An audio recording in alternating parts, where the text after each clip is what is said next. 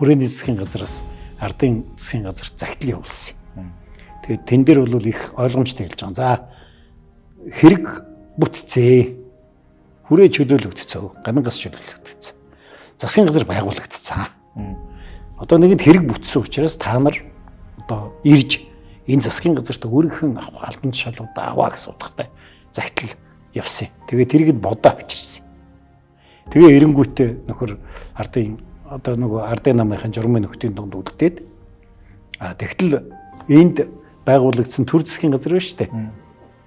Хинэ одоо ардын төр засгийн газар тэр нь бол үгүй хэрэг дуусаагүй байна. Ардын эрх засгийг тогтоох хэрэгтэй гэж. Энэ нөгөө хүрээнд байгаа хүмүүс одоо засгийн газар энэ засгийн газар хоёрын байр суурийн ялгаа тэнд харагддаг байхгүй юу?